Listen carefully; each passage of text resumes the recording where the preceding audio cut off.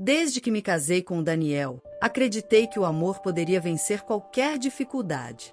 Nós não tínhamos muito, mas eu me agarrava à ideia de que, com parceria e dedicação, tudo se ajeitaria.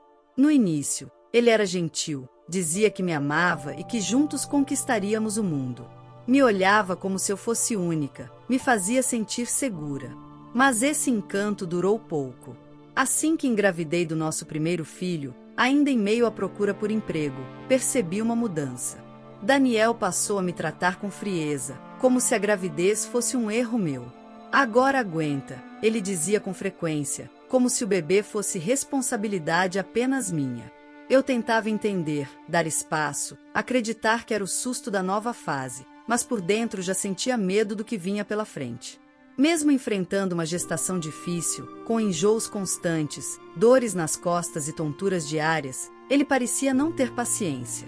Certa vez, pedi que me acompanhasse a uma consulta médica e ele soltou: "Consulta de grávida? Pra ouvir o quê? Que vai engordar mais." Ri sem graça, tentando disfarçar a dor daquelas palavras, mas fiquei sozinha na sala de espera mais uma vez. Apesar do corpo cansado, fazia questão de manter a casa em ordem. Me arrastava com vassoura na mão, preparava comida mesmo sem conseguir comer, dobrava cada fralda com carinho. Quando ele chegava, esperava um mínimo de reconhecimento. Mas o que eu recebia eram olhares de desprezo. Se a casa não estivesse impecável, ouvia: "Parece que passou um furacão aqui." E cada crítica me destruía um pouco mais por dentro. Com o nascimento do bebê, pensei que algo nele mudaria. Esperei um gesto de ternura, a descoberta do pai carinhoso que ele prometera ser. Mas o que veio foi o abandono silencioso. Ele dizia estar cansado, que precisava descansar depois do trabalho. Trancava-se no quarto com o celular enquanto eu lutava para ninar, trocar, alimentar e ainda dar conta de tudo ao redor. Teve uma noite em que, aos prantos, implorei que segurasse o bebê para que eu pudesse tomar um banho. Ele levantou os olhos do celular e respondeu com desdém: "Não sou babá. Vai tomar banho com ele no colo então." Fui para o chuveiro chorando, tentando engolir o nó na garganta. Me sentia inútil, sobrecarregada, como se minha existência incomodasse. As tentativas de diálogo eram sempre em vão. Quando dizia que estava exausta, que precisava de ajuda, ele respondia com sarcasmo: "Dramas. Você que quis ser mãe, não foi?" Comecei a duvidar de mim mesma, a me perguntar se estava exagerando, se era sensível demais. Às vezes, ensaiava conversas inteiras na minha cabeça, mas na prática, o medo de piorar tudo me calava. Dona Neuza, minha sogra, vinha nos visitar 1 ou 2 vezes por mês.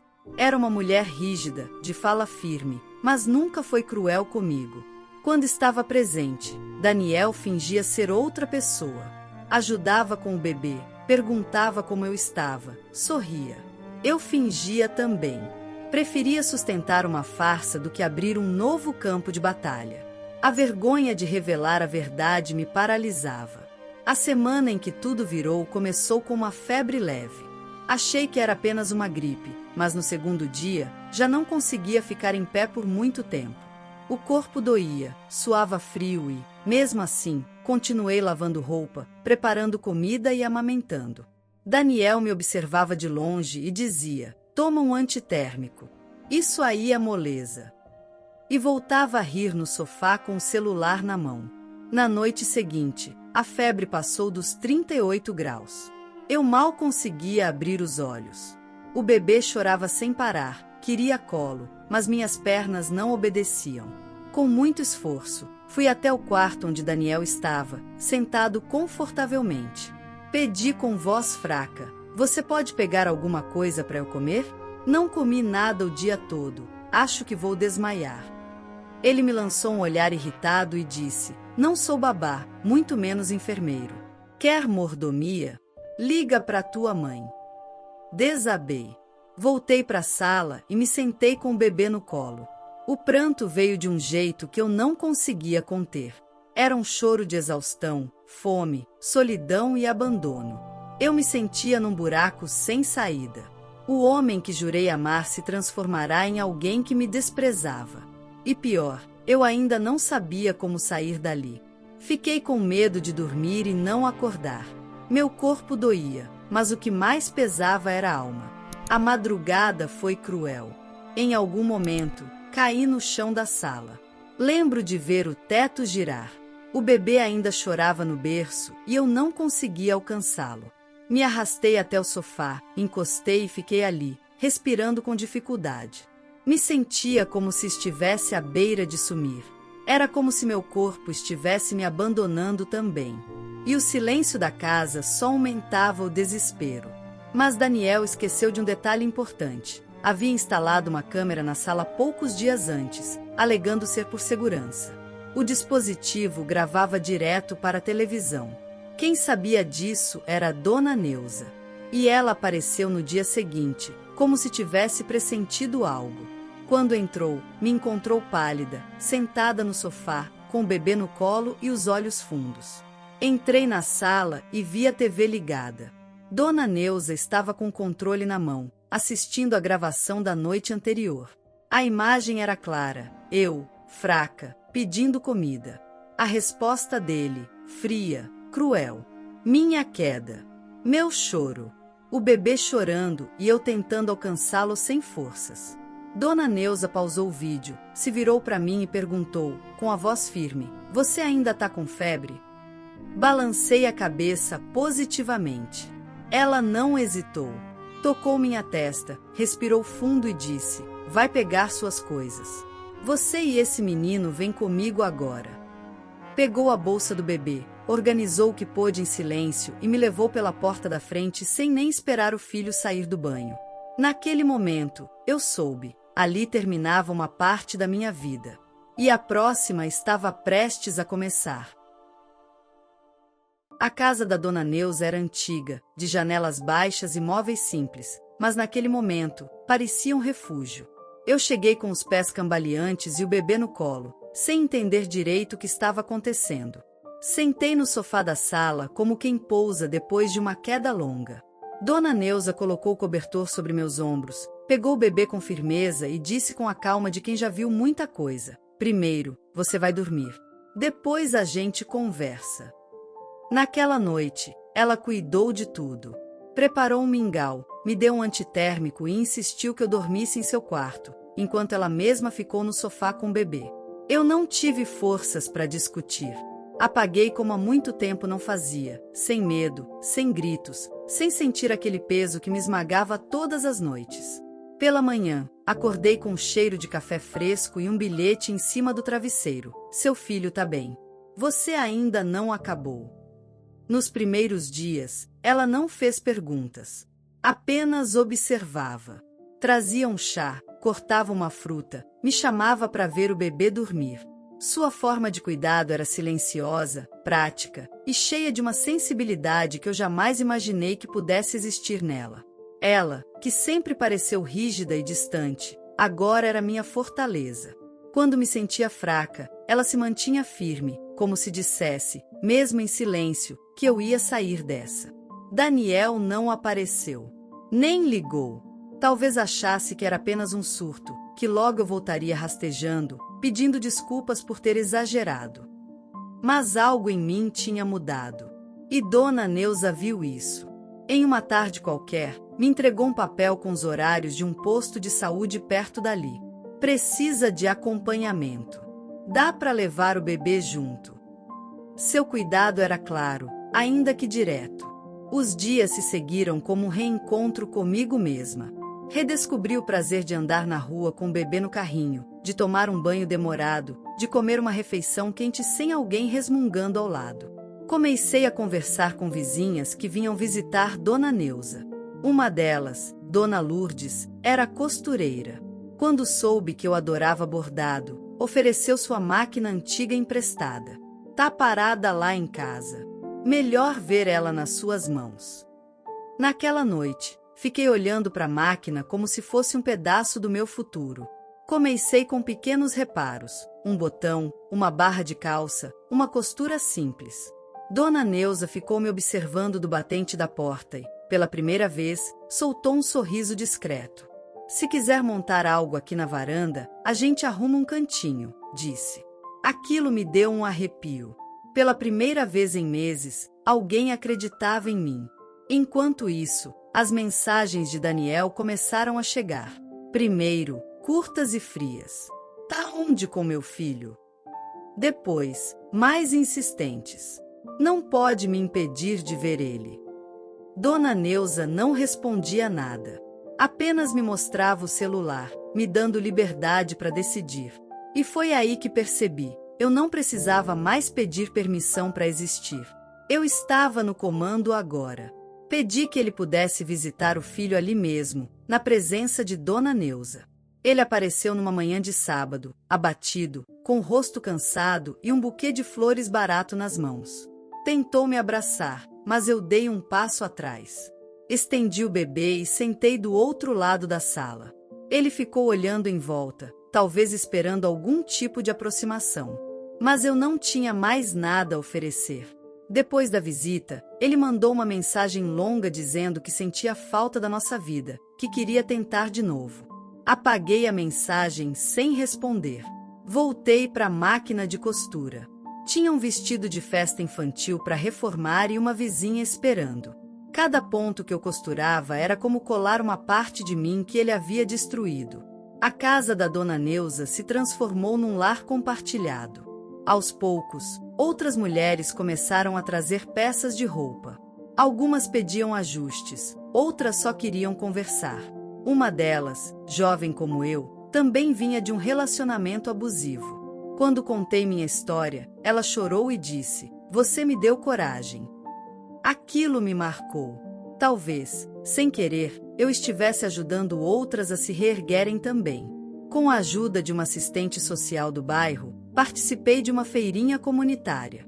Levei panos de prato bordados, roupinhas de bebê reformadas e sacolas ecológicas feitas com retalhos. Vendi quase tudo. Voltei para casa com um sorriso que nem eu reconhecia. Pela primeira vez, tive a sensação de que eu podia, e ia, me sustentar. Dona Neuza celebrou em silêncio. Fez um bolo simples e deixou na mesa com um bilhete: "Você tem talento." Só precisava de paz para florescer. Guardei aquele bilhete numa caixinha, junto com outras pequenas vitórias que conquistei ali. Meu filho estava crescendo bem, saudável, cercado de amor. E eu, enfim, podia respirar. Mas mesmo com todo esse avanço, algo me dizia que Daniel não aceitaria meu silêncio por muito tempo. E, numa tarde chuvosa, quando menos esperava, ele apareceu de novo. Só que, dessa vez, não veio com flores. Veio com uma proposta que colocaria à prova tudo o que eu havia construído até ali. Daniel apareceu de novo numa tarde cinzenta. Eu estava na varanda costurando um vestido de festa lilás para a filha da vizinha, quando ouvi o portão se abrir devagar. Dona Neuza estava na cozinha e ouviu também. Pela fresta da cortina, vi que era ele.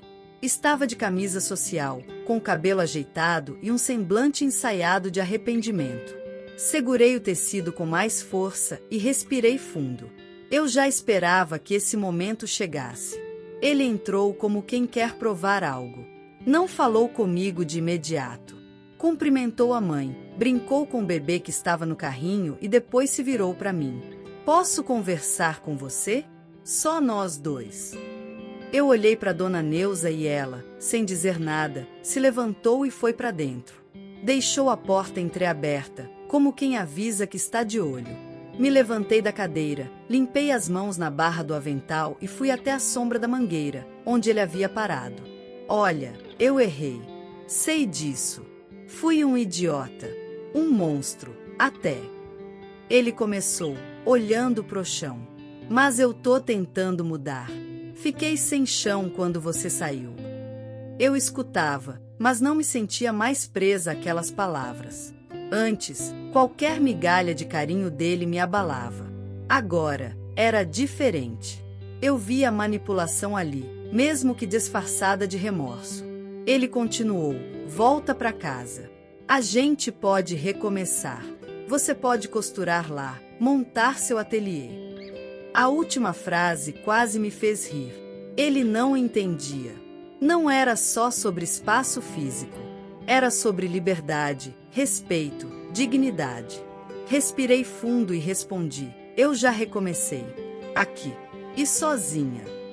Ele tentou segurar minha mão, mas me afastei.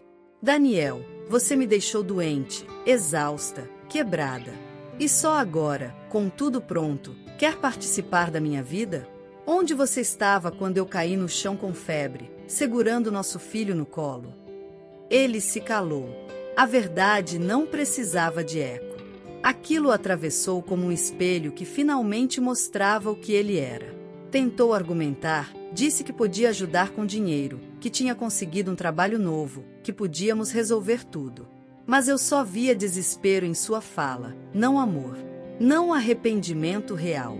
Só o incômodo de não ter mais controle sobre mim. Naquela noite, ele foi embora sem conseguir o que queria. E dessa vez, não chorei. Me sentei novamente à máquina, terminei o vestido e embalei com fita roxa. Quando entreguei para a vizinha no dia seguinte, ela disse que a filha havia chorado de alegria. Eram essas coisas que me mantinham em pé agora. A vida real. As pequenas vitórias. As mulheres ao meu redor que torciam por mim. Com o tempo, meu ateliê se firmou como referência no bairro. Consegui comprar minha própria máquina nova, mais moderna. As encomendas aumentaram tanto que precisei de ajuda. Convidei a mesma vizinha da filha, a Sandra, para trabalhar comigo. Ensinei tudo o que sabia e em pouco tempo ela já dominava os tecidos como se tivesse nascido para aquilo. A gente trabalhava ouvindo música baixa, trocando confidências, tomando café com pão caseiro. Dona Neuza, sempre discreta, nos observava com orgulho. Às vezes, sentava na varanda e ficava só ouvindo o barulho das máquinas. Eu sabia que ela também estava curando suas feridas. Um dia, sem avisar, ela chegou com uma pequena placa de madeira escrita à mão: Casa das Costuras. Pendurei na porta com os olhos marejados. Era oficial. Aquele lugar era meu. Certo domingo, organizamos um bazar solidário com outras mulheres do bairro. Cada uma trouxe algo: roupas reformadas, doces caseiros, crochês, sabão artesanal. Vieram tantas pessoas que faltou cadeira.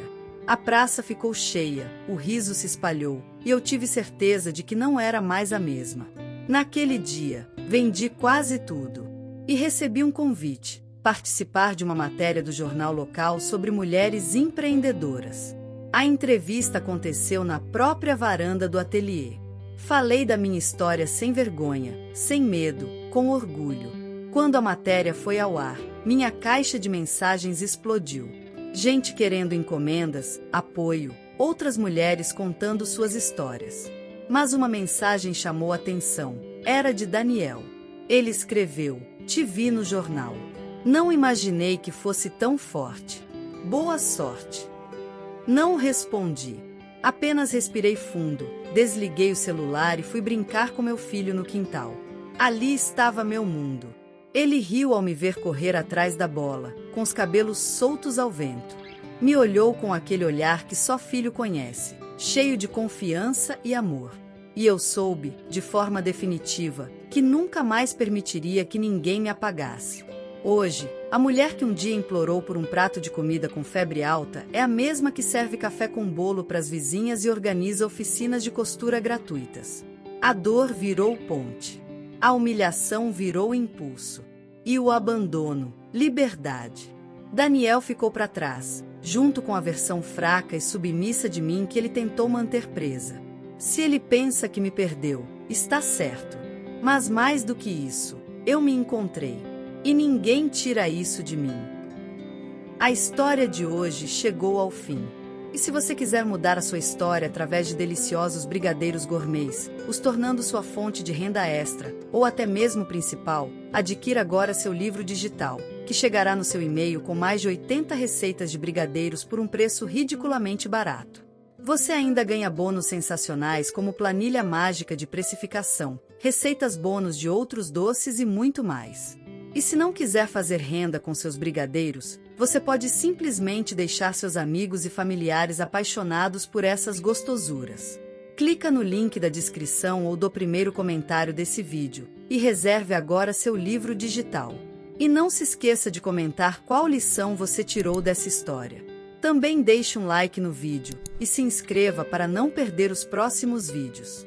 Tchauzinho!